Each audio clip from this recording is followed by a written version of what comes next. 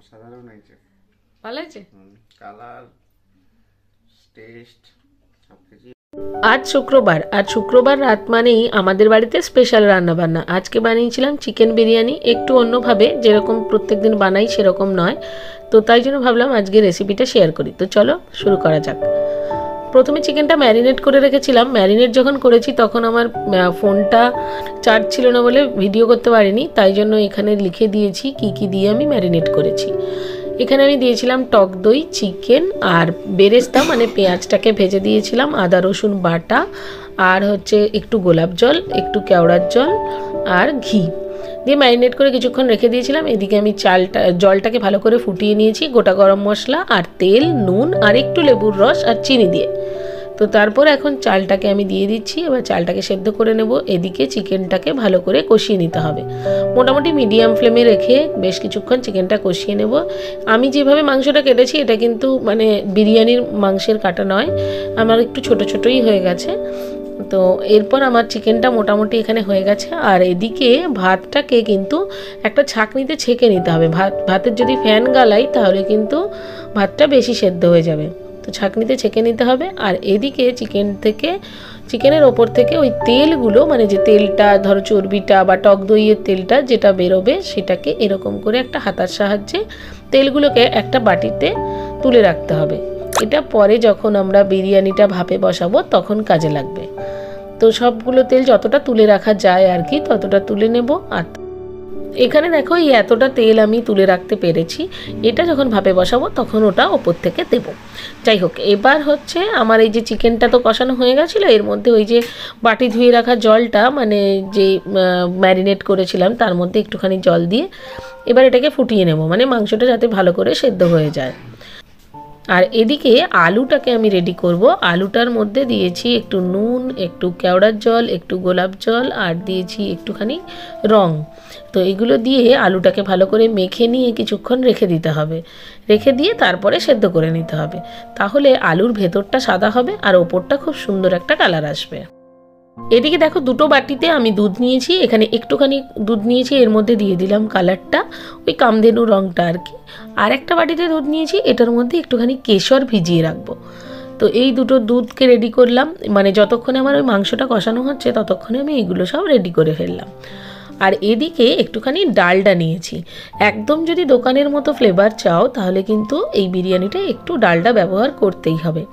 আমি যখন মাংসটা করেছি তার মধ্যেও একটুখানি ডালডা আর একটু সাদা তেল মিশিয়ে দিয়েছিলাম। আর এখানে ডালডা আর কিছুটা পরিমাণে ঘি নিয়েছি। তারপর এটাকে আমি মাইক্রো ওভেনে একটুখানি ঘুরিয়ে নিয়েছি যাতে এগুলো গলে যায়। আর তোমরা যদি মানে গ্যাসে করো তাহলে কিন্তু একটু গলিয়ে নেবে। এবার আমি একটা প্রেস্টিজের হাঁড়ি কিনেছিলাম, এটার তলায় একটুখানি ওই ডালডা আর ঘিয়ের মিশ্রণটা মাখিয়ে দিলাম। এরপরে ওই যে চিকেনটা বানিয়েছিলাম চিকেনটা দিয়ে দিলাম। চিকেনটা দেখো এইরকম একটুখানি গ্রেভি রাখতে হবে যাতে ভাপে বসালে নিচে চিকেনটা ধরে না যায়। তো পুরো চিকেনটাই কিন্তু আমি একদম নিচেই দেব, মানে ফার্স্ট লেয়ারে পুরোটা আমার চিকেনই থাকবে। আর তার উপরে কয়েকটা আলু দিয়ে দেবো। এই দেখো আলুগুলো আমি সেদ্ধ করে নিয়েছি, কি সুন্দর রঙটা হয়েছে। আমি এখানে যে বিরিয়ানির মশলাটা ব্যবহার করেছি সেটা কিন্তু আমার বাড়িতে বানানো। তোমাদের যদি দরকার হয় বলো, আমি তাহলে কমেন্টে ওটা লিখে দেবো। আর এখানে দেখো ভাতগুলোকে একটু খুলে খুলে দিতে হবে, ওরকম একসঙ্গে যে জড়িয়ে আছে ওরকম রেখে দিলে হবে না। ভাতগুলোকে একটু ভালো করে খুলে দিয়েছি। এরপর আমি এর মধ্যে দিয়ে দেবো আলুগুলো, মানে আর যে কয়েকটা আলু আমার বাকি আছে সেটা দিয়ে দেবো। আর তারপর দিয়ে দেবো ভেজে রাখা পেঁয়াজটা, মানে কিছুটা তো আমি ম্যারিনেশনের সময় ব্যবহার করেছিলাম আর বাকি যেটুকু ছিল সেটা দিয়ে দিলাম। আর তারপর দিয়ে দেবো ওই যে ঝোলটা তুলে রেখেছিলাম ওই ঝোলটা। তো এটাকে ভালো করে একটু স্প্রেড করে দেবো। আমি না ওপর থেকে আর বিরিয়ানির মশলা দেবো না, যেটুকু মশলা দেওয়ার সেটা কিন্তু আমি ওই মাংস যখন ম্যারিনেট করেছি তার মধ্যেই দিয়ে দিয়েছিলাম, মানে ঝোলের মধ্যেই দিয়ে দেবে। তাহলে ওই মুখে একটা বিরিয়ানির মশলা পড়া বা কাঁচা একটা গন্ধ সেটা আর হবে না, বিরিয়ানিটা স্মুথ হবে। আচ্ছা, তারপরে দিয়ে দিলাম ওই ডালডা আর ঘিয়ের মিশ্রণটা। আর তারপরে দিয়ে দেবো কেশর গোলার দুধটা। আর তার উপরে দিয়ে দেবো একটুখানি রং আর একটুখানি নুন দেব। এরপর দেব গোলাপ জল আর কেওড়ার জল। এইটা একটু বেশি পরিমাণে দিতে হবে, মানে আমি এখানে 500 চাল আর 500 মাংস 500 থেকে একটু বেশি মাংস নিয়েছি। এখানে গোলাপ জলটা মোটামুটি তোমার ওই 5-6 চামচের মতন গোলাপ জল আর 5-6 চামচের মতন কেওড়ার জল দিয়েছি। আমি প্রচুর বিরিয়ানি বানাই, তাই জন্য এইগুলো আমার মানে আইডিয়া হয়ে গেছে। তো অতটা মেপে আমি দিইনি। আর ভাতের সেদ্ধ করার সময় কিন্তু নুন দিয়েছিলাম, তাই জন্য নুনটা একটু দেখে দেবে। আর শেষে একদম শেষে দিয়ে দেবো কয়েক ফোঁটা বিরিয়ানির আতর। ব্যাস একদম রেডি হয়ে গেল। এরপরে ওই যে ঢাকা দিয়ে রেখে দেবো। প্রথমে হাই ফ্লেমে রাখবো 20 মিনিট, আর তারপরে 10 মিনিট এমনি ছেড়ে দেবো। ভীষণ ভালো খেতে হয়। একদম মানে নিচের দিকটা তো ওই ঝোলগুলো পুরো টেনে যায়, একদম শুকনো হয়ে যায়। আর ওপর থেকে তোমার সাদা ভাতগুলোও থাকে, আর কালারটাও খুব সুন্দর হয়েছিল, আর খেতেও খুবই ভালো হয়েছিল। আর আলুটাও একদম মানে ভেতরটা সাদা আর ওপরটা হলুদ হলুদ হয়েছিল। এই দেখো আলুটা কি সুন্দর হয়েছে। আর একদম তেলতেলে একটা ব্যাপার হয়েছিল ওপর থেকে ওই ঝোল মাখানো ঝোলটা দেওয়ার জন্য।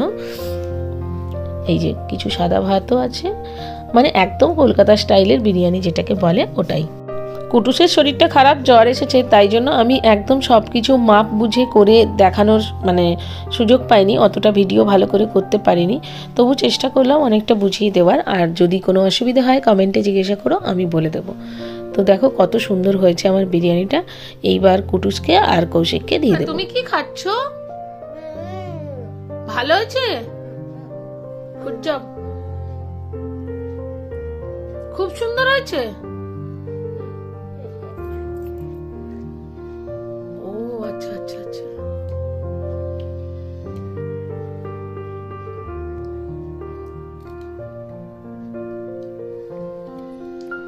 ভালো।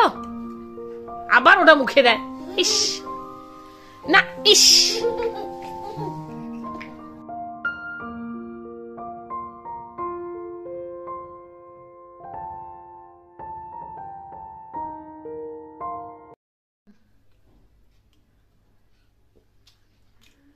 চোখ বন্ধ হয়ে গেছে আগে খাওয়ার আগের থেকেই। বল। অসাধারণ হয়েছে, ভালো হয়েছে। কালার, টেস্ট সবকিছুই ভালো, পারফেক্ট। মানে চালের সেদ্ধটা পারফেক্ট, মানে মানে কি বলবো, আলাদা টেস্ট। ভালো হয়েছে, সত্যি সত্যি ভালো ভালো হয়েছে।